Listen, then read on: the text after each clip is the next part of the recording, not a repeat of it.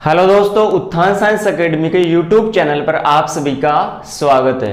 दोस्तों, अपनी जो क्लासेज है वो कंटिन्यू नहीं हो पा रही थी क्योंकि थोड़ी टेक्निकल इश्यूज की चलते, लेकिन आपको जो टाइम दिया गया था ना वो मंडे को दिया गया था, लेकिन हमने कोशिश की पहले क्लास लाने की और इसलिए आज से हमारी जो क्लासेज होगी वो कंटिन्यू होगी और अपनी क्लास जो होगी वो मंडे टू फ्राइडे होगी। ठीक है, सैटरडे और संडे को क्या रहेगा, ऑफ रहेगा। उस दिन आपको जो इन्फॉर्मेशन है एग्रीकल्चर से रिलेटेड, जो भी इन्फॉर्मेशन है मोस्ट इंपोर्टेंट, वो आपके साथ साझा की जाएगी। लेकिन जो सुपरवाइजर की जो क्लासेज है वो मंडे टू फ्राइडे होगी, हिंदी की, जीके की और एग्रीकल्चर की। ठीक है, तो अपना जो टॉपिक चल रहा था वो सोइल साइंस चल रहा था। ठीक है, 2 लेक्चर हमने इसमें डिस्कस कर लिए थे। आज का टॉपिक होगा हमारा, पिछले टॉपिक में जो हमने डिस्कस किया था वो किया था कंपोजिशन ऑफ सॉइल। ठीक है, उसमें जो 2 पॉइंट्स थे वो हमने क्लियर कर लिए थे। तो आज का जो टॉपिक है उसको अपन कंटिन्यू करते हैं कंपोजिशन ऑफ सॉइल वाले को। तो देखिए टॉपिक हमारा क्या था, कंपोजिशन ऑफ सॉइल मतलब मृदा का संगठन। मृदा के संगठन में एक डायग्राम बनाया था, यदि आपको याद है तो। और इससे रिलेटेड जो क्वेश्चन थे जो अपने कॉम्पिटिटिव एग्जाम में पहले आए हुए हैं, एग्रीकल्चर सुपरवाइजर में, आईसीआर में, जेट में, डब्ल्यूओ में, एओ में, यहां तक कि आरएस तक के आए हुए क्वेश्चन मैंने आपके साथ क्या किया था, डिस्कस किया था। तो यहां पर अपन देख लेते पॉइंट व्यू के आधार पर कंपोजिशन ऑफ सॉइल को हमने देखा था। इसको जो 4 पार्ट में हमने क्या किया था, इसको डिवाइड किया था। ठीक है, तो देखिए 4 पार्ट कौन कौन से थे, तो देख सकते हैं आप यहां पर। इसको मैं थोड़ा इसको आज उल्टा बना देता हूं। यहां पर देखिए, पिछली बार मैंने ये वाला पार्ट यहां पर दिया था, लेकिन आज अपन ये पॉइंट पढ़ेंगे इसलिए मैंने इसको इस साइड ले लिया। तो यहां पर हमने देखा था खनिज लवण या खनिज पदार्थ देखा था 45%, ऑर्गेनिक मैटर देखा था हमने 5%। तो ये जो 2 पॉइंट्स थे वो हमने क्लियर कर लिए थे। ये वाला भाग कौन सा है दोस्तों, ये वाला जो भाग है वो है ठोस पदार्थ। कौन सा है दोस्तों, ठोस पदार्थ। और ये वाला भाग कौन सा था, soil water and soil air, मृदा जल एंड मृदा वायु, मृदा जल एंड मृदा वायु। मृदा जल भी कितना था, 25% था, और मृदा वायु भी कितनी थी, 25% थी। ठीक है, और ये वाला जो पार्ट था वो कौन सा था, रंध्रावकाश। कौन सा पार्ट था, रंध्रावकाश। और ये पार्ट कौन था, ये ठोस हो गया, और ये कौन सा हो गया, रंध्रावकाश। इसमें से एक क्वेश्चन बनता है दोस्तों, वो अपन रह गया था कौन सा, ऑर्गेनिक मैटर से, कि वर्टिसोल। क्वेश्चन आप यहां पर लिख सकते हो कि वर्टिसोल मृदाओं का काला रंग किसके कारण होता है। ये क्वेश्चन आया हुआ है दोस्तों, किसके कारण होता है। वर्टिसोल मृदाओं का काला रंग जो होता है वो किसके कारण होता है। ये आईसीआर 2009 में आया हुआ क्वेश्चन है दोस्तों, आईसीएआर 2009 में आया हुआ क्वेश्चन है कि वर्टिसोल मृदाओं का जो ब्लैक जो कलर होता है वो किसके कारण होता है, वो होता है ऑर्गेनिक मैटर के कारण। अब दोस्तों हमें पता होना चाहिए कि जो वर्टिसोल सॉइल्स होती है ना वो कौन सी होती है। तो वर्टिसोल मृदाएं वो होती है जो अधिकतर चट्टानों के अपघटन से बनती है। इनमें जो अधिक जो पदार्थ होता है ना वो किनका होता है, चट्टानों का होता है, रॉक्स का होता है। वैसे तो जो मृदाएं चट्टानों के अपघटन से ही बनती है, लेकिन उनमें खनिज पदार्थ और अखनिज पदार्थ भी सम्मिलित होते हैं। लेकिन वर्टिसोल मृदाओं में क्या होता है दोस्तों कि यहां पर जो चट्टानों का जो पदार्थ है वो क्या होगा, अधिक होगा। ठीक है, ये मृदाएं कैसी होती है, इनका रंग ब्लैक होता है, और ये चावल के लिए क्या होती है, उपयुक्त होती है, और कपास के लिए, ठीक है ना, कपास के लिए उपयुक्त मिट्टी कौन सी है, ब्लैक सॉइल। तो ठीक है, पता चल गया, आईसीआर 2009 में आया हुआ क्वेश्चन है। नेक्स्ट अपन देखते हैं आज के जो पॉइंट होगा हमारा वो होगा water air and water, soil air and soil water, जो कि मोस्ट इंपोर्टेंट है दोस्तों। यहां से भी 3 से 4 क्वेश्चन आए हुए हैं अपने कॉम्पिटिटिव एग्जाम में, जो अपन साथ में ही डिस्कस करेंगे। तो देखिए सबसे पहले यहां पर बात करेंगे अपन सोइल एयर की। किसकी बात करेंगे, सोइल एयर की अपन यहां पर बात करेंगे। दोस्तों आपका जो जुनून, काफी स्टूडेंट्स के कमेंट्स आ रहे थे सर क्लासेस को रेगुलर करो, क्लास को रेगुलर करो, हमारा तो आप पर ही विश्वास था, यदि आप क्लास नहीं लोगे तो हमारा क्या होगा। तो दोस्तों आप डोंट वरी, आप बिंदास रहिए। उत्थान साइंस अकेडमी ने आपसे वादा किया था कि आपका जो सिलेबस है वो पूरा करवाएगी, तो पूरा करवाएगी। आप बस आपको विश्वास रखना तो पड़ेगा। और आपका जो जुनून और जोश देकर हमें बहुत अच्छा लगा, और आपका ये जुनून और जोश है ना, हमें जल्द से जल्द लाने की किया इसने कोशिश की है, मजबूर कर दिया आपके जोश और जुनून ने। बस इस जोश और जुनून को कंटिन्यू रखिए, एग्जाम तक अपन जरूर फाइट करेंगे एग्जाम, ठीक है ना। तो देखिए सबसे पहला पॉइंट हमारा आज का होगा सोइल एयर। दोस्तों सोइल एयर क्या होती है? तो देखो एयर हवा होती है, और हवा में क्या उपस्थित होती है? गैसें। हवा में क्या उपस्थित होती है दोस्तों? गैसें। क्या उपस्थित होती है? गैस। अब गैस कौन कौन सी होती है? जैसे अपन बात करें CO2 होती है, N2 होती है, O2 होती है, आर्गन होती है। इनमें परसेंटाइल होती है अलग अलग, वायुमंडल में इस गैस का कितना परसेंटाइल होता है, जमीन के अंदर, ठीक है ना, मृदा के अंदर, धरातल के अंदर की बात करें तो वहां पर जो गैसों का जो परसेंटाइल है वो कितना होता है। लेकिन इससे पहले अपन बात करें, आप प्रॉपर इनके नोट्स बनाते चलिए, ठीक है ना। काफी स्टूडेंट्स बोलते हैं कि सर हमें PDF सेंड कर दिए, तो PDF सेंड करने की जरूरत ही नहीं है दोस्तों। आप इनके प्रॉपर नोट्स साथ में बनाते हुए चलिए, इससे आपको बेनिफिट भी होगा, आपको दुगना याद होगा। दुगना का मतलब ऐसा नहीं है कि एक लाइन दो लाइन अपने याद हो जाएगी, लेकिन जब आप इनको साथ नोट्स बनाते हुए चलोगे तो आपको ही बेनिफिट होगा। तो देखिए दोस्तों सोइल एयर की बात करते हैं कि इसमें जो कुल भाग का 30 to 60% जो भाग होता है वो किसका होता है? सोइल एयर का। कुल टोटल जो पार्ट है उसका 30 to 60% किसका हिस्सा होता है? सोइल एयर का। आई होप कि आपको बढ़िया तरीके से ये बात समझ में आ गई होगी कि 30 से 60% जो भाग होता है वो किसका होता है? सोइल एयर का होता है। ओके, फिर यहां पर बात करें कि ये कहां पर उपस्थित होता है? रंध्रावकाश में। जो हवा उपस्थित होती है ये कहां पर उपस्थित होती है? रंध्रावकाश में उपस्थित होती है। रंध्रावकाश में उपस्थित होती है। अब देखिए दोस्तों रंध्रावकाश होते हैं, मैंने आपको पहले भी बताया था कि मृदा कणों के बीच में जो स्थित जो पोर है, जो स्पेस है, वो ही क्या है? रंध्रावकाश। अब रंध्रावकाश में क्या क्या उपस्थित होते हैं? जल होगा और वायु होगी। लेकिन यहां पर अपन क्या पढ़ रहे हैं? वायु। तो क्या दोस्तों वायु के साथ जल भी उपस्थित होगा क्या? बिल्कुल नहीं। जल प्रेजेंट होगा तो वायु क्या होगी? एब्सेंट होगी। और वायु यदि प्रेजेंट है तो जल क्या होगा? एब्सेंट होगा। तो देख लीजिए वायु की उपस्थिति में जल अनुपस्थित होता है। वायु की उपस्थिति में जल अनुपस्थित होता है। Okay, no doubt clear.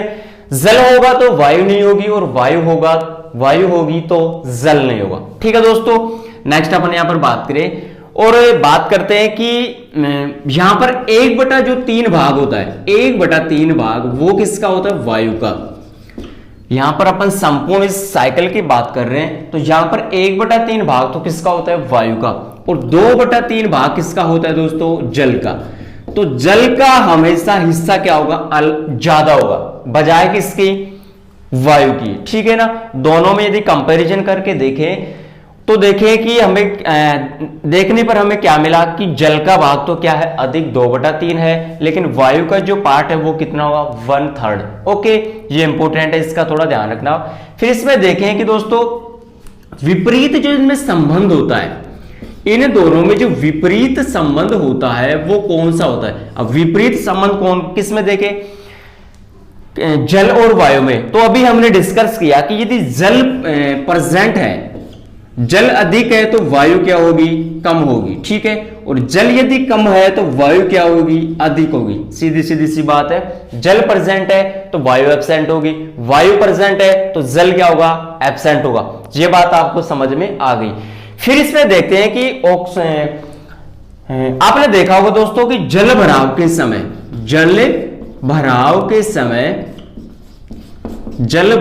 समय वायु या हवा, जल भराव के समय वायु बाहर निकल जाती है, बाहर निकल जाती है। दोस्तों देखा होगा आपने कि खेत में पानी भर जाता है कई बार बारिश के समय या फिर जब सिंचाई करते हैं तो उस समय खेत में क्या भर जाता है, पानी। तो उस पानी के भराव के समय जो खेत या मृदा में जो उपस्थित गैस है वो क्या हो जाती है, बाहर निकल जाती है। आपने देखा होगा कि जब पानी भर जाता है तो वायु के बुलबुले, ठीक है ना, बुलबुले से उठते हैं, तो वो जो बुलबुले उठते हैं ना वो दोस्तों क्या गैस है, वो वायु है। क्लियर। अब इसमें देखते हैं, आई होप कि ये आपको बढ़िया तरीके से समझ में आ गया होगा और आपने इसको नोट भी कर लिया होगा। अब इसमें देखते हैं कि किसका परसेंटाइल, किस गैस का परसेंटाइल कितना होता है, वायुमंडल में कितना होता है। और बात करें कि अपन यहाँ जल मृदा के अंदर की बात करें कि मृदा में अंदर धरातल के भीतर कौन सी गैस का कितना परसेंटाइल होता है, जो कि मोस्ट इंपोर्टेंट है। और यहां से क्वेश्चन पुट अप हुआ है और वो कौन सा क्वेश्चन पुट अप हुआ है उसके बारे में अभी अपन डिस्कस करेंगे। तो देखिए दोस्तों, संगठन की बात करेंगे। यहां पर संगठन की बात करते हैं, किसकी बात करते हैं, कंपोजिशन की बात करते हैं। यहां पर संगठन की बात करेंगे तो संगठन की बात करेंगे तो वो कौन कौन सा संगठन होगा। एक तो होगा दोस्तों वायुमंडल का, एक तो कौन सा होगा, वायुमंडल का होगा, और एक कौन सा होगा, धरातल का। धरातल के भीतर या फिर कह सकते हैं कि मृदा के भीतर, ठीक है ना। मृदा के अंदर कौन कौन सी गैस का कितना परसेंटाइल होता है, या फिर कहें कि मृदा वायु, ठीक है, यहां पर वायुमंडल की वायु होगी, सॉरी। तो देखिए दोस्तों, कौन कौन सी गैस होती है, सबसे पहले तो हमें यह कंफर्म होना चाहिए कि वायुमंडल में कौन कौन सी गैस प्रेजेंट होती है, ठीक है। तो देखिए, फर्स्ट है CO2, सेकंड है O2, ठीक है, थर्ड है N2 एंड 4 है आर्गन। आर्गन भी दोस्तों गैस है। और सबसे हल्की गैस की बात करें, जैसे गुब्बारों में जो गैस भरी जाती है ना दोस्तों, उनमें कौन सी गैस भरी जाती है, सबसे हल्की गैस भरी जाती है, वो हीलियम। गुब्बारों में जो गैस भरी जाती है ना, ठीक है ना, वो कौन सी गैस भरी जाती है, हीलियम, क्योंकि हीलियम क्या है, सबसे हल्की गैस है। लेकिन यहां पर अपन बात करें श्वसन के तौर पर, तो वायुमंडल में कितनी होती है और धरातल के भीतर कौन सी कितनी गैस प्रेजेंट होती है। तो देखिए दोस्तों, मोस्ट इंपोर्टेंट है, CO2 वायुमंडल में बात करें तो 0.03%, कितनी होगी, 0.03। मृदा वायु की बात करें तो 0.3%, कितनी होगी दोस्तों, 0.3%, 0.3%। इसको नोट करते हुए चलिए। फिर बात करें ऑक्सीजन की, तो ऑक्सीजन कितनी होती है, 21%, और यहां पर भी कितनी होगी, 21%। अब काफी स्टूडेंट सोचेंगे कि सर क्या 21% बिल्कुल राइट है। तो दोस्तों यहां पर अपन बात करें कि थोड़ा ऊपर नीचे हो जाता है कई बार, तो यहां पर बात करें 20.96, और यहां पर कितनी होती है, 20.9%। ये एग्जैक्ट की बात करें तो ये परसेंटाइल होगा, और एवरेज की बात करें तो 21% होगा। लेकिन एग्जाम में आपको ये वाला रेशियो नहीं देगा। कौन सा रेशियो देगा, 21%। तो कंफ्यूजन होने की जरूरत नहीं है यहां पर आपको। नाइट्रोजन की बात करें दोस्तों तो 78% होता है, और यहां पर भी 78 होता है, लेकिन काफी बार 79 भी आपको दिया हुआ है। नाइट्रोजन मृदा में अधिक होगी और CO2 भी क्या होगी, ज्यादा होगी। लेकिन आर्गन की बात करें तो 0.93%, और यहां पर भी कितनी होगी, 0.93%। दोस्तों CO2, O2, नाइट्रोजन और आर्गन, CO2, O2, नाइट्रोजन सभी को पता होगी, लेकिन जो आर्गन का जो परसेंटाइल है, नया क्वेश्चन यदि पुटअप होता है ना दोस्तों, तो यहां से होता है कि आर्गन का परसेंटाइल कितना होगा। तो दोनों में इक्वल है 0.93%, और यहां पर भी कितना होगा, 0.93%। अब यहां पर अपन डिस्कस करें दोस्तों कि जो यहां से क्वेश्चन पुटअप हुआ था, यहां से जो क्वेश्चन आया हुआ है वो जेट 2017 में क्वेश्चन आया हुआ है, कौन सा, और जेट 2017 में आया हुआ क्वेश्चन कौन सा, CO2 का। कौन सा, जेट 2017 में आया हुआ क्वेश्चन है, और क्वेश्चन क्या आया था कि वातावरण में CO2 की मात्रा होती है। कौन सा, वातावरण में CO2 की परसेंटाइल कितनी होती है, ये क्वेश्चन आया हुआ है। तो कितनी होगी, 0.03 परसेंटाइल। ये जेट 2017 में आया हुआ क्वेश्चन है। अब देखिए दोस्तों, यहां पर अपन बात करें कि धरातल में या मृदा के अंदर जो वायु जो गैस है वो CO2 की मात्रा, क्वेश्चन बन रहा है, मोस्ट इंपोर्टेंट है, नोट कर लीजिएगा, ध्यान से सुनना कि वायुमंडल की तुलना में मृदा वायु के अंदर कितने या कितनी गुना अधिक CO2 होती है। धरातल वायुमंडल की तुलना किससे कर रहे हैं, मृदा वायु की तुलना कर रहे हैं। तो यहां से यहां तक की जो मृदा वायु है CO2 वो कितनी गुना अधिक है मृदा के अंदर, तो दोस्तों 10 गुना अधिक है। कितनी गुना अधिक है, 10 गुना। यहां पर आप देख सकते हो पॉइंट के बाद 0 लग रहा है, लेकिन पॉइंट के बाद यहां पर कोई 0 नहीं है, तो 0 का मतलब क्या होता है 10%, ठीक है ना। तो यहां पर वायुमंडल की तुलना में मृदा वायु के अंदर जो परसेंटाइल है वो 10% अधिक है। ये क्वेश्चन भी आया हुआ है, मोस्ट इंपोर्टेंट है। तो दोस्तों यहां पर अपन बात करें कि जो 10 गुना अधिक होती है ये वायु, वो क्यों होती है, इसका भी कारण अपन जान लेते हैं यहां पर, और ये जानना हमारे लिए बेहद जरूरी है, ठीक है ना। तो देखिए दोस्तों, मान लीजिए ये क्या है, ये हमारा धरातल है। क्या है दोस्तों, हमारा धरातल है, और यहां पर हमने कोई भी वनस्पति लगा दी। यहां पर भी हमने क्या लगा दी, कोई भी वनस्पति लगा दी। मान लीजिए ये क्या लगा दी हमने, वनस्पति यहां पर लगा दी। फिर बात करते हैं दोस्तों यहां पर कि श्वसन के रूप में पौधे क्या लेते हैं, ऑक्सीजन लेते हैं। श्वसन के रूप में यहां पर पौधे क्या लेंगे, ऑक्सीजन लेंगे। ध्यान से सुनिएगा, यह आपका डाउट है, हमेशा के लिए क्लियर हो जाएगा। और निकालते क्या है दोस्तों, CO2 निकालेंगे, क्या CO2 लेंगे, O2 और निकालेंगे क्या, मुझे क्या लेना है, ऑक्सीजन लेना है, और देना क्या है, CO2। तो श्वसन के रूप में ऑक्सीजन लेते हैं, और श्वसन के रूप में क्या होती है, प्रकाश संश्लेषण की क्रिया। प्रकाश संश्लेषण की क्रिया होती है, और प्रकाश संश्लेषण के रूप में ये क्या बनाते हैं, भोजन बनाते हैं, ठीक है दोस्तों। तो देखिए यहां पर जो मेन रीजन है उसकी अपन बात करते हैं यहां पर कि 10 गुना अधिक क्यों होती है। अब यहां पर क्या होगा, तो देखिए दोस्तों यहां पर होगा कि CO2 की मात्रा यहां पर अधिक होगी, तो देखिए ऑक्सीजन यहां पर एक तो प्रासरण दाब, सॉरी विसरण दाब काम करेगा। कौन सा काम करेगा, विसरण दाब। एक प्रासरण दाब होता है और एक विसरण दाब होता है। तो विसरण दाब यहां पर क्या हो जाएगा, कम हो जाएगा। विसरण दाब क्या हो जाएगा दोस्तों, कम हो जाएगा। विसरण दाब कम क्यों हुआ, विसरण दाब किस दाब को कहते हैं, ऑस्मोसिस प्रेशर अधिक से कम की ओर, ठीक है ना। मात्रा क्या होगी, अधिक से कम की ओर जो होती है ना, वो उसे क्या कहते हैं, विसरण की दर होती है। तो यहां पर मृदा में किसकी मात्रा अधिक है, CO2 की, और वायुमंडल में CO2 की मात्रा कम है। लेकिन यहां पर सीधे तौर पर क्या हो गया, विसरण की मात्रा क्या होगी, कम होगी, और विसरण की मात्रा कम हो गई, इसी कारण CO2 क्या हुई, बाहर नहीं निकल पाई। दूसरी बात और करते हैं, यहां पर ऊपर से नीचे की ओर चलते हैं, गुरुत्वाकर्षण बल तो नाम सुना होगा आपने, ऊपर से नीचे की ओर चलते हैं दोस्तों। तो आपने नाम तो सुना होगा सहस्तर, O सहस्तर, A सहस्तर, B सहस्तर, C सहस्तर और D सहस्तर, ठीक है ना। R भी होता है, OABCD। तो सहस्तर ऊपर से नीचे की ओर चलते हैं तो मृदा में अलग अलग कांट आते हैं, और उन कांट को क्या कहते हैं, सहस्तर। तो ऊपर से नीचे की ओर चलेंगे तो मृदा की जो परतें हैं वो क्या आएंगे, कठोर आएंगे। यहां पर चलेंगे तो थोड़ी कठोर आएंगे, फिर नीचे की ओर चलेंगे तो और कठोर आएगी परत, और नीचे चलेंगे तो चट्टाने आ जाएंगी, ठीक है ना, पेट्रोलॉजी जिसे कहते हैं। तो यहां पर क्या होगा, चट्टाने आ गई, मृदा क्या होगी, कठोर हो गई। मृदा में क्या उपस्थित होते, कण। तो मृदा के कणों का भी क्या होगा दोस्तों, यहां पर दाब लगेगा। मृदा कणों का क्या लगेगा, दाब। कणों का आपस में क्या लगेगा, दाब लगेगा, प्रेशर लगेगा। अब यहां पर दो रीजन हो गए, एक तो विसरण दाब क्या हो गया, कम हो गया। दूसरा सोइल के जो कण है, पार्ट्स है, उनका आपस में क्या हो रहा है, प्रेशर हो रहा है। जब प्रेशर लगेगा तो ऑक्सीजन तो आ जाएगी, लेकिन CO2 क्या होगी, निकलेगी नहीं। विसरण की दाब क्या होगी, कम होगी।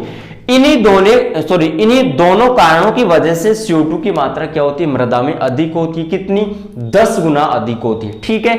सेकंड बात करते हैं, यहां पर ऑक्सीजन क्या होगी, इक्वल होगी। ऑक्सीजन क्या होगी यहां पर 21% और यहां पर क्या होगी 21%, लेकिन दोनों में कंपैरिजन करके देखें तो वायुमंडल में अधिक होती है ऑक्सीजन। फिर बात करें नाइट्रोजन की, नाइट्रोजन की 78 होती है और यहां पर 78 से 79% होती है। मृदा में नाइट्रोजन की मात्रा थोड़ी अधिक होती है, क्यों, क्योंकि मृदा में लाभदायक बैक्टीरिया प्रेजेंट होते हैं, जैसे राइजोबियम। ये क्या करते हैं, नाइट्रोजन फिक्सेशन का काम करते हैं, और नाइट्रोजन फिक्सेशन का काम करेंगे, स्थिरीकरण जिसे अपन बोलते हैं। तो वायुमंडल की तुलना में मृदा के अंदर जो नाइट्रोजन की मात्रा है वो क्या हो जाती है, अधिक हो जाती है। लास्ट है आर्गन, आर्गन 0.93 और यहां पर भी 0.93% होती है। तो गाइस ये हमने देखा सोइल एयर के बारे में, सोइल एयर के बारे में हमने डिस्कस किया। क्वेश्चन का पैटर्न क्या होता है यहां पर, जो कि आपको बढ़िया तरीके से समझ में आ गया होगा। अब देखेंगे दोस्तों यहां पर सोइल वाटर। अब हमारा पॉइंट क्या होगा, सोइल वाटर। सोइल वाटर से भी 2 क्वेश्चन आए हुए हैं दोस्तों, एग्रीकल्चर सुपरवाइजर में आया हुआ है और आईसीआर में भी यहां से क्वेश्चन आया हुआ है सोइल वाटर से। गाइस आप क्या आपको समझ में आ रहा है? कमेंट्स बॉक्स में कमेंट करके जरूर बताएं, और जो लाइक है उसको जरूर दबाएं। उससे क्या होगा कि हमें पता चल जाएगा कि कितने स्टूडेंट अपनी क्लास को देख रहे हैं, ठीक है ना। आप लोग क्या करते हो, आप कमेंट ही नहीं करते। अरे लाइक जाने में आपका क्या जा रहा है, लाइक तो कर सकते हो ना। तो देखिए दोस्तों, अब हमारा पॉइंट होगा सोइल वाटर। अब हमारा पॉइंट क्या है, सोइल वाटर। सोइल वाटर, जल, पानी, नीर। कहते हैं कि जल ही जीवन है, जल ही जीवन है, जल है तो कल है, जल के बिना कुछ भी नहीं, ठीक है ना। ब्रह्मांड में आपने नाम सुना होगा कि शिव जी के अलग अलग रूप होते हैं, अवतार जिसे अपन कहते हैं। तो कलयुग में शिव जी के 3 ही अवतार है, जल, जंगल और जमीन। जल, जंगल और जमीन 3 ही अवतार, इनको जितना हो सके बचा लो। सोइल वाटर आज का पॉइंट क्या हमारा, सॉरी नेक्स्ट पॉइंट क्या हमारा, सोइल वाटर, मृदा जल। अब देखो दोस्तों, सोइल वाटर, जल का काम क्या क्या होता है यह हमें पता होना चाहिए। जल का काम क्या होता है, तो प्रॉपर इनके नोट्स बनाते हुए चलिए मैं यहां पर आपको नोट कर देता हूं और समझा भी देता हूं। जल का काम है पौधों को पोषक तत्व उपलब्ध करवाना, पौधों को पोषक तत्व उपलब्ध करवाना, पोषक तत्व उपलब्ध करवाना। मान लीजिए कोई भी खाद या उर्वरक अपन पौधे को दे रहे हैं, तो क्या सीधे तौर पर अपन दे देंगे, पानी में मिक्स करके देते हैं। कोई भी पदार्थ अपन पानी में मिक्स करके देते हैं तो पौधे के हर एक भाग तक वो क्या जाता है, पोषक तत्व है वो हर भाग तक पहुंच जाते हैं। तो फर्स्ट पॉइंट हमारा क्या है कि पौधों को पोषक तत्व उपलब्ध करवाना। अब यहां पर क्वेश्चन बनता है कि पौधे के लिए आवश्यक पोषक तत्व कितने होते हैं, 17, ठीक है ना दोस्तों। कितने होते हैं, 17, और 17वां कौन सा है, निकल। ये अपन एलिमेंट्स में पढ़ेंगे। फिर है पॉइंट्स नेक्स्ट हमारा कि जल से क्या होता है, पौधे की वृद्धि होती है। मान लीजिए कोई पौधा है और उस पौधे में अपन पानी नहीं दे रहे, तो क्या उसमें उपज और उसकी वृद्धि होगी, क्या नहीं होगी। और अपन उसमें समय समय पर उसमें पानी दे रहे तो क्या होगा, उसकी वृद्धि भी होगी और उपज में क्या होगा, अधिक वृद्धि होगी। तो देखिए सेकंड पॉइंट हमारा, पौधे की वृद्धि, पौधे की वृद्धि व उपज में सहायक, उपज में सहायक। सेकंड पॉइंट हमारा क्या है, पौधे की वृद्धि और उपज में क्या होता है, सहायक होता है। क्या होता है, सहायक, ठीक है। फिर बात करें यहां पर कि रंध्रावकाश में क्या प्रेजेंट होता है दोस्तों, यहां पर रंध्रावकाश में क्या उपस्थित होता है, जल। मुख्यतः रंध्रावकाश में क्या उपस्थित होता है, जल। जल प्रेजेंट होगा तो वायु नहीं होगी, और वायु होगी तो जल नहीं होगा। ये हमने पहले भी मृदा वायु में बात कर ली। फिर देखते हैं नेक्स्ट पॉइंट हमारा, और नेक्स्ट पॉइंट हमारा दोस्तों आपने सुना होगा बलुई मृदा। बलुई मृदा हमेशा क्या होती है, जल्दी गर्म हो जाती है, और जितनी जल्दी गर्म होगी उतनी जल्दी क्या होगी, ठंडी भी होती है, ठीक है ना। ठंडी भी क्या होती है, जल्दी होती है, और गर्म भी क्या होती है, जल्दी होती है। तो ठंडी होना और गर्म होना, उनमें भी जो पार्ट होता है, वो हिस्सा होता है, वो किसका होता है, जल का होता है। तो मृदा जल्दी गर्म, मृदा जल्दी गर्म व जल्दी ठंडी होना, ठंडी होना। बलुई मृदाओं की जल धारण क्षमता कम होती है क्योंकि उनमें ऑर्गेनिक मैटर क्या होता है, कम होता है। और पश्चिमी राजस्थान की मृदाओं में जो ऑर्गेनिक मैटर होता है वो कितना था, मैंने बताया था, क्वेश्चन आया हुआ भी है 0.1%। तो मृदा जल्दी गर्म हो जाती है और जल्दी ठंडी भी हो जाती है। तो इसमें भी जो मेन जो कारण है, वो हिस्सा होता है, वो किसका होता है, जल का होता है। किसका होता है दोस्तों, जल का होता है। फिर बात करें यहां पर पौधे की वृद्धि होगी, उपज होगी। अब यहां पर बात करेंगे क्लासिफिकेशन की। यहां पर हमारा पॉइंट्स क्या होगा, क्लासिफिकेशन किसका दोस्तों, मृदा जल का। यहां पर हमारा पॉइंट्स क्या है, classification, classification of soil water, classification of soil water, कि मृदा जल का जो वर्गीकरण है उसको अपने मुख्यतः कितने भागों में बांटा है। तो दोस्तों मृदा जल को हमने मुख्यतः 2 भागों में बांटा है। कौन सा है, फर्स्ट है, फर्स्ट कौन सा दोस्तों, जैव भौतिक वर्गीकरण, भौतिक वर्गीकरण, फिजिकल क्लासिफिकेशन। भौतिक वर्गीकरण। सेकंड पॉइंट हमारा, सेकंड जो क्लासिफिकेशन है वो क्या हमारा, जैविक biological classification, biological classification and physical classification. अब इसमें देखते हैं कि जो पॉइंट्स हैं वो कौन कौन से हैं, बायोलॉजिकल में कौन कौन से हैं और फिजिकल में कौन कौन से हैं। तो देखिए दोस्तों यहां पर होगा, फर्स्ट होगा गुरुत्वीय जल। कौन सा होगा, गुरुत्वीय जल।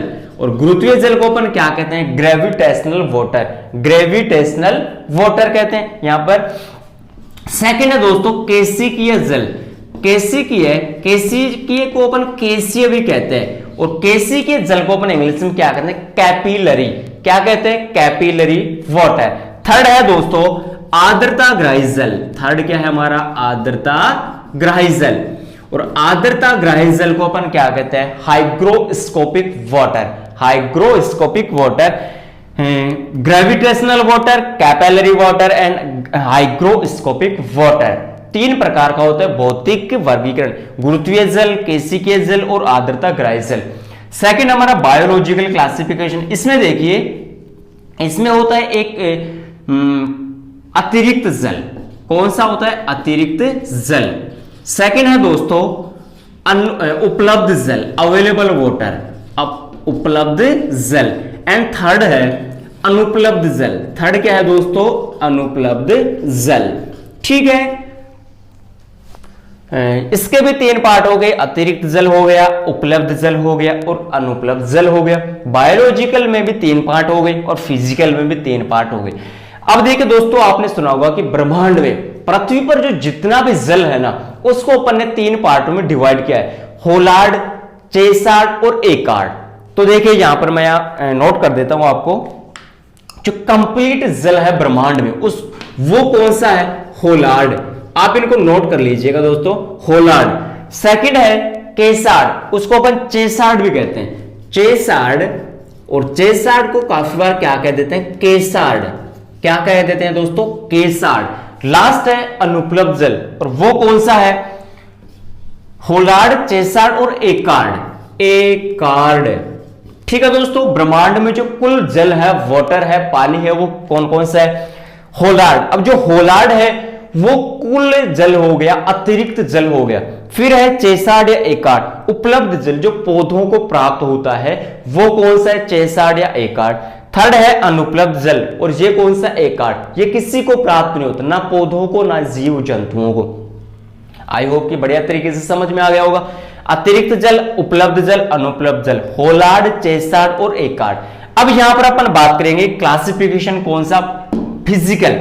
जो क्वेश्चन पुटअप होता है ना दोस्तों, वो फिजिकल क्लासिफिकेशन से होगा। यहां से क्वेश्चन पुटअप होता है, यहां से क्वेश्चन पुटअप नहीं होता है। ये हमारे लिए क्या है, क्लासिफिकेशन इंपॉर्टेंट है। तो देखिए दोस्तों, अपन बात करेंगे यहां पर फिजिकल क्लासिफिकेशन की।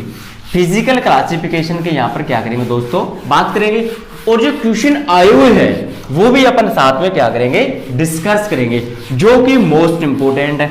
यहां से 2013 एग्रीकल्चर सुपरवाइजर का जो एग्जाम हुआ था, वहां उस वैकेंसी में यहां से क्वेश्चन आया हुआ है, सोइल वाटर में से, क्लासिफिकेशन में से क्वेश्चन आया हुआ है। तो देखिए दोस्तों, अपन बात करेंगे यहां पर सोइल वाटर की क्लासिफिकेशन की। अपन बात करें तो यहां पर मैं एक डायग्राम बना देता हूं आपको, तो और बढ़िया तरीके से समझ में आ जाएगा। तो देखिए दोस्तों, एक तो ये है, सेकंड एंड थर्ड, तीन पार्टों में हमने डिवाइड कर दिया। तो सबसे बाहरी वाला जो पार्ट है वो कौन सा है, केशिकीय जल। कौन सा है दोस्तों, केशिकीय जल। अंदर का जो पार्ट है वो कौन सा है, आर्द्रता ग्राही जल, आर्द्रता ग्राही जल। ठीक है दोस्तों। थर्ड है गुरुत्वीय जल, गुरुत्वीय जल। गुरुत्वाकर्षण बल का नाम तो आपने सुना होगा, ग्रेविटेशनल प्रेशर। तो देखिए दोस्तों, हमने देखा था केशिकीय जल, आर्द्रता ग्राही जल और गुरुत्वीय जल। सबसे बाहरी वाला जो हिस्सा है, जो पौधों को प्राप्त होता है, जेट में क्वेश्चन आया हुआ है कि पौधों को प्राप्त होने वाला जो जल है वो कौन सा है, वो कौन सा जल है, केशिकीय जल। कुल जल में से कुल जल की बात करें ना, तो पौधों को कौन सा जल प्राप्त होता है, केशिकीय जल। कौन सा जल प्राप्त होता है, केशिकीय जल। सेकंड है आर्द्रता ग्राही जल। जो केसी के जल के अंदर प्रेजेंट होता है, हाइग्रोस्कोपिक वाटर, एंड थर्ड है ग्रेविटेशनल वाटर, गुरुत्वीय जल, जो सबसे नीचे होता है। ठीक है ना, यह बात करें सबसे ऊपर वाले हिस्से में। अब यहां पर आपको ये बढ़िया तरीके से समझ में आ गया होगा कि केसी का जल कहां पर प्रेजेंट होता है, ठीक है, आर्द्रताग्राही जल कहां पर प्रेजेंट होता है और गुरुत्वीय जल कहां पर प्रेजेंट होता है। अब इसका कंप्लीट क्लासिफिकेशन देखेंगे, इसको बिल्कुल खोलकर देखेंगे। खोलकर देखना क्या हमारे लिए प्रेजेंट है, सॉरी क्या है, कंपल्सरी है। और खोलकर जो चीजें देखी जाती है ना, उसमें जो मजा है ना, वो मजा ही अलग है। ठीक है ना, जो खोलकर देखने में जो चीजों में जो मजा है, वो मजा ही क्या है दोस्तों, अलग है। अब आप खोलकर जो खोलने के नाम से आपकी जो सोच है वो पता नहीं कहां कहां जा रही है, उसका तो मैं भी कुछ कह नहीं सकता। तो देखिए दोस्तों, यहां पर अपन बात करेंगे इसके क्लासिफिकेशन की, जो कि मोस्ट इंपोर्टेंट, और यहां से क्वेश्चन आया हुआ है और ये आपको पता होना चाहिए। तो देखिए दोस्तों, first, second, third, fourth and 5, ठीक है। इसको हमने मुख्यतः 5 पार्ट्स में क्या कर दिया, डिवाइड कर दिया। एक बार मैं इनको लिख देता हूं और उसके बाद में आपको समझा दूंगा। तो देखिए दोस्तों, इनकी यूनिट होती है और इनके बार होता है। आपने किलोग्राम, ग्राम, ठीक है ना, जैसे यूनिट्स होती है वैसे ही इनकी वाटर की भी क्या होती है, कुछ यूनिट्स होती है। तो देखिए दोस्तों, सबसे पहले अपन बात करेंगे यहां पर 0.003 बार, या जो इसका मान आएगा वो किस में आएगा, माइनस में आएगा। माइनस में कब आएगा, जब यहां पर यूनिट क्या होगी, बार होगी। यहां पर बार की बजाय यहां पर क्या आ जाए, एटीएम, एटमॉस्फेयर, वायुमंडलीय दाब आ जाए, तो यहां पर माइनस नहीं होगा, और यदि बार होगा तो यहां पर क्या आएगा, माइनस आएगा। फिर देखिए दोस्तों, 15 बार, अब बार आ गया तो माइनस आ जाएगा, फिर -31 बार, फिर -1000, और लास्ट है 10,000 बार। माइनस में यहां पर बार की जगह यदि मैं एटीएम कर दूं तो ये माइनस क्या हो जाएगा दोस्तों, हट जाएगा। अब देखिए दोस्तों, वाटर कौन कौन सा प्रेजेंट होता है वो देख लीजिए आप एक बार। ये थोड़ा ऊंचा नीचा हो गया भाई, इसको थोड़ा एडजस्ट कर लेना। ऊंचे नीचे होने में भी जो मजा है ना, वो बात ही अलग है। पता नहीं आज क्या क्या निकल रहा है। तो देखिए दोस्तों, 0.33 बार या एटीएम पर जो होता है वाटर, वो कौन सा होता है, क्षेत्र क्षमता। कौन सा होता है, क्षेत्र क्षमता, और इसे अपन इंग्लिश में क्या कहते हैं, फील्ड कैपेसिटी।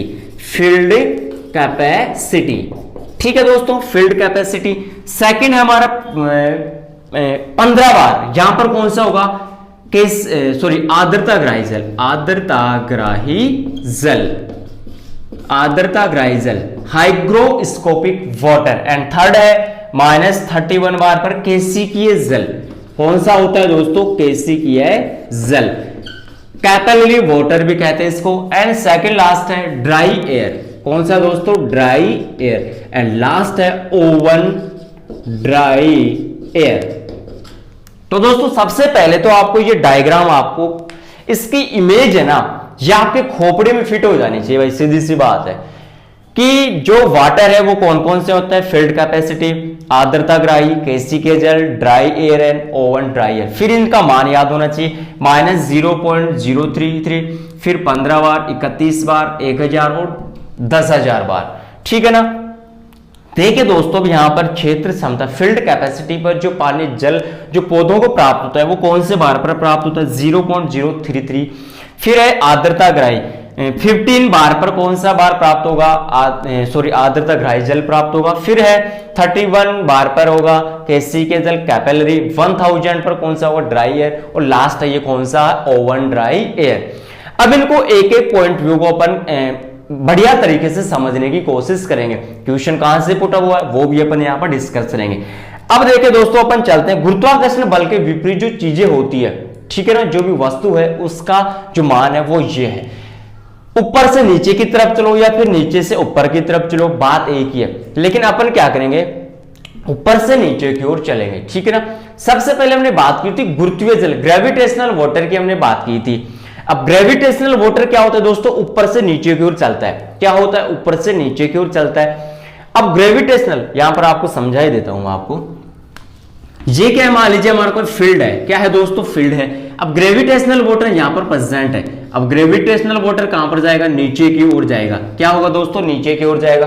अब ग्रेविटेशनल वाटर में जो कुछ जल की बूंदें रह गई यहां पर, वो कौन सा जल होगा, केसी के जल होगा। वो तो कौन सा जल हो जाएगा, गुरुत्वीय जल ऊपर से नीचे की ओर आ गया, यहां पर आ गया, लेकिन बीच में कुछ वाटर यहां पर प्रेजेंट रह गया, कुछ मौजूद रह गया, तो वो कौन सा जल होता है, केसी के जल। वो कौन सा जल होता है, केसी के जल। ठीक है, केसी के जल के दौरान भी मिट्टी के अंदर आर्द्रता ग्राही कुछ नमी रह जाती है, कुछ कह रह जाती है नमी। आर्द्रता ग्राही जो जल होता है ना दोस्तों, आर्द्रता ग्राही जल होता है, मिट्टी को यदि अपन 100 से 105 डिग्री सेंटीग्रेड तक गर्म करें, मिट्टी को 100 से 105 डिग्री सेंटीग्रेड तक यदि गर्म करें ना, तो उसके बाद जो जल निकलता है उस मिट्टी के कणों से निकलता है ना दोस्तों, ठीक है ना, इसका साइज थोड़ा गलत मत सोचना, 100 से 105 डिग्री सेंटीग्रेड तक जो जल निकलता है, उसके बाद जो जल प्राप्त हुआ वो कौन सा जल होता है, आर्द्रता ग्राही जल। फिर देखिए शुरू से देख लेते हैं, ओवन ड्राई। ओवन एक पात्र होता है, उस ओवन में हम क्या करते हैं, जल को गर्म करते हैं। ठीक है, फिर देखिए ड्राई एयर। ड्राई का मतलब सुखाएंगे, यहां पर पानी क्या हो गया, फिर पानी की मात्रा कम हो गई। केसी के जल जो गुरुत्वाकर्षण बल के विपरीत जो पानी शेष रह गया था बूंदों के रूप में, वो कौन सा, केसी के जल। आर्द्रता ग्राही जल, केसी के जल के दौरान इसके बाद में मिट्टी को क्या करेंगे, गर्म करेंगे 100 से 105 डिग्री सेंटीग्रेड पर, तो उनके दौरान जो कुछ पानी निकलता है बूंदे, वो कौन सा, आर्द्रता ग्राही जल। और क्षेत्र क्षमता जो फील्ड में जो प्रेजेंट होता है उसे क्या है, फील्ड कैपेसिटी कहते हैं। दोस्तों यहां पर कुछ पॉइंट्स बनते हैं, एक तो मुरझान बिंदु, एक स्थायी मुरझान बिंदु, एक अस्थायी मुरझान बिंदु। स्थायी मुरझान बिंदु, मुरझान का मतलब हो गया पौधा मुरझा गया, मुरझान का मतलब क्या होता है, पौधा मुरझा गया।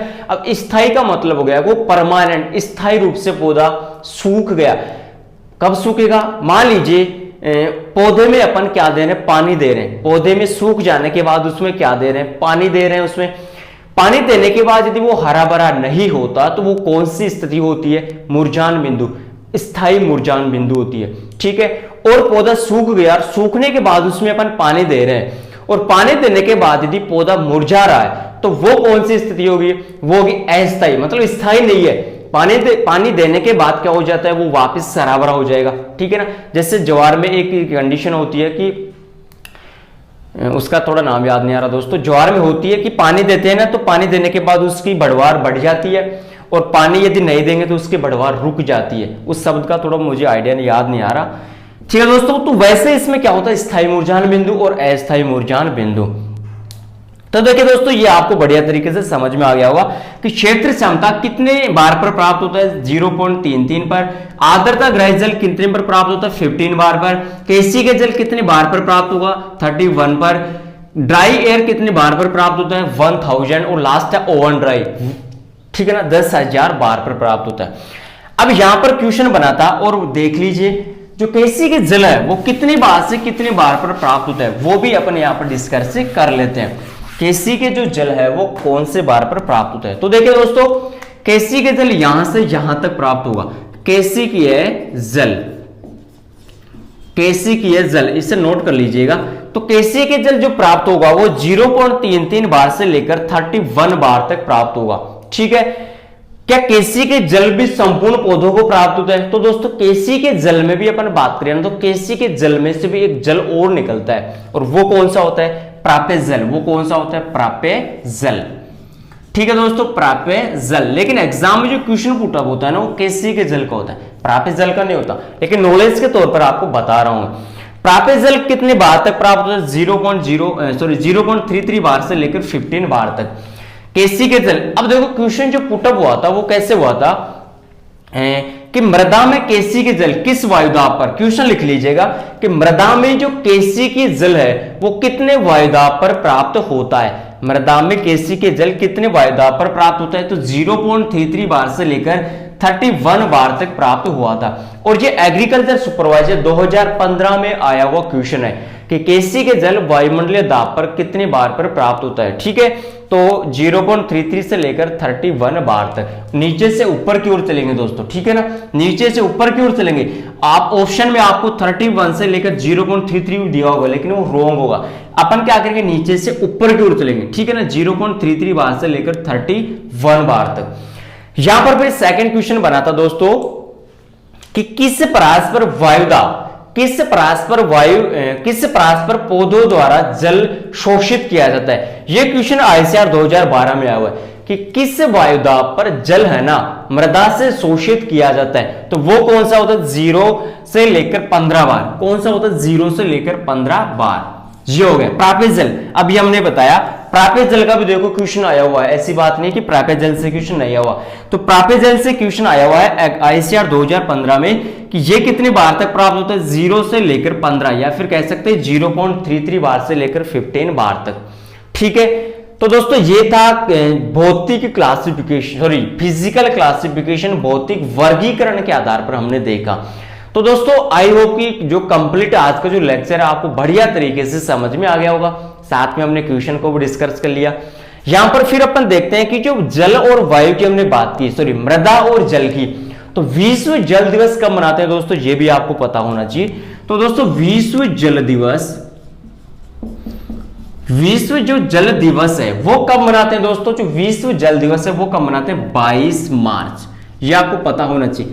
विश्व जल दिवस कब मनाते हैं, 22 मार्च को। फिर बात करें विश्व मृदा दिवस, विश्व मृदा दिवस कब मनाते हैं, 5 दिसंबर को। कब मनाते हैं दोस्तों, 5 दिसंबर को। तो क्या मनाते हैं, विश्व मृदा दिवस। और 22 मार्च को मनाते हैं विश्व जल दिवस। और किसान दिवस कब मनाते हैं, मोस्ट इंपोर्टेंट 23 दिसंबर को। तो दोस्तों आज के लेक्चर में हमने बात की soil water and soil air के बारे में। सॉइल एयर को हमने वायुमंडल और संगठन के मतलब कंपोजिशन के आधार पर कंपोजिशन के बेस के आधार पर देखा था। वायुमंडल और मृदा के भीतर जो जल मृदा वायु होती है, नाइट्रोजन थी, उसमें ऑक्सीजन थी, इसके अलावा आर्गन था। ठीक है, CO2 थी, O2 थी, नाइट्रोजन थी और आर्गन था। परसेंटाइल हमने देख लिया था, किसकी कितना गुना कैसे, कारण भी हमने देख लिया था। इसमें एक पॉइंट और रह जाते दोस्तों कि जो आर्द्रता ग्राही जल है ना, आर्द्रता ग्राही जो जल जो पौधों को प्राप्त होता है और जो प्रेजेंट होता है कणों में, यहां पर एक बल काम करता है। एक तो दोस्तों होता है ससंजन बल, एक तो क्या होता है ससंजन बल, ससंजक कह सकते हैं इसको, और एक होता है आसंजक। एक होता है ससंजक बल और एक होता है आसंजक बल। ससंजक मतलब समान, यहां पर जो कण होंगे वो दो कण आपस में क्या होंगे, समान होंगे। स का मतलब समान, ए का मतलब असमान, मतलब जो दो कण होंगे वो क्या होंगे, असमान होंगे। दोस्तों आपने देखा होगा कि जब पानी अपन ऊपर से गिराते हैं ना, जब अपन पानी ऊपर से गिराते हैं तो पानी की एक धारा बनती है। ठीक है ना, धारा बनती है। वो धारा क्यों बनती है, क्योंकि जल का अणु है ना, एक जल का अणु दूसरे जल के अणु से क्या हुआ है, जुड़ा हुआ है। तो वो क्या हो गया, ससंजक बल। वहां पर कौन सा बल काम करेगा, ससंजक बल, क्योंकि जल का एक अणु दूसरे जल के अणु के साथ जुड़ा हुआ है। तभी अपन ऊपर से पानी डालते हैं तो पानी की क्या बनती है, धारा बनती है। ठीक है, तो आर्द्रता ग्राही जल में जो काम करेगा बल वो कौन सा करेगा, ससंजक बल। अब आसंजक बल में क्या होता है, आपने स्टेनलेस स्टील की चम्मच देगी दोस्तों, आप ऊपर उसमें पानी डालोगे ना, तो पानी डालने के बाद आपने देखा होगा कि पानी की कुछ बूंदें चम्मच के नीचे भी लगी हुई होती है। ठीक है ना, यहां पर क्या हुआ, जो कण है वो एक तो स्टेनलेस स्टील का हो गया और एक किसका हो गया, स्टील हो गई, और एक तो किसका हो गया, जल का हो गया। दोनों कण क्या हो गए, आपस में असमान हो गए। तो असमान होने के कारण ये पानी और स्टेनलेस स्टील की जो चम्मच है आपस में जुड़ नहीं पा रहे, इसी कारण जो जल की बूंद है वो नीचे की तरफ आ गई। ठीक है, ये कौन सा बल होता है, आसंजक बल। ससंजक में क्या था, जल की बूंद बन रही है। ये किसमें काम करता है, आर्द्रता ग्राही जल। और जो बढ़िया जो बल है वो कौन सा होता है, ससंजक बल, जो आर्द्रता ग्राही में काम करता है। ठीक है दोस्तों, तो ये हमने बात की थी भौतिक वर्गीकरण के बारे में। इसमें कुछ अलग अलग पार्ट्स थे। आई होप कि बढ़िया तरीके से आपको समझ में आ गया होगा। तो दोस्तों ये लेक्चर आपको कैसा लगा, कमेंट बॉक्स में कमेंट करके जरूर बताइए। Thank you.